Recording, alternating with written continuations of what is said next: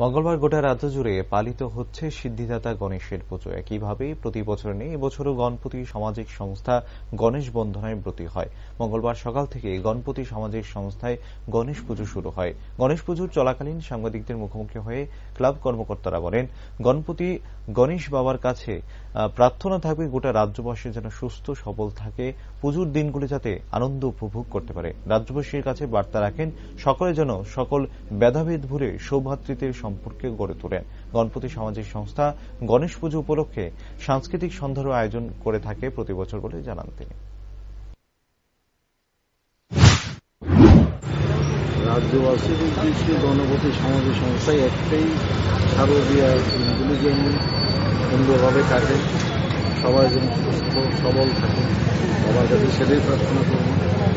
ত্রিপুরা রাজ্যের আপনাদের মাধ্যমে একটা সুন্দর মেসেজ দিতে চাই। শারদীয়া দিনগুলিতে ভেদাভেদ ভুলে ভাতৃত্বকে সুদৃঢ় করে সবার ভিতরে যেন একটা ঐতিহ্যের বাতাবরণকে সুদৃঢ় হয়, সেটি আমরা প্রার্থনা করব। পুজোর দিনগুলি কি কি কর্মসূচি রয়েছে? প্রত্যেকদিন আমাদের এই শারদীয়া একটা গণেশ বন্দনার 7 দিন থেকে আমরা এই অনুষ্ঠানটা করি। প্রত্যেকদিন একটা সাংস্কৃতিক অনুষ্ঠান থাকে।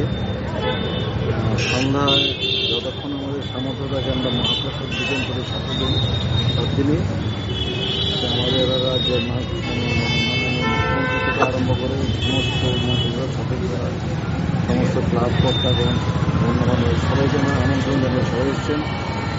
দুজনের আগের দিন আমাদের মাননীয় মুখ্যমন্ত্রী এসেছিলেন, মন্ত্রিসভার সদস্যরা এসেছিলেন, আগামী দিনও আসবেন। এভাবেই চলবে আর কি। আমরা 12 বছর ধরে পুজো করছি। 12 বছর যাবত এই গণবন্ধন করছি।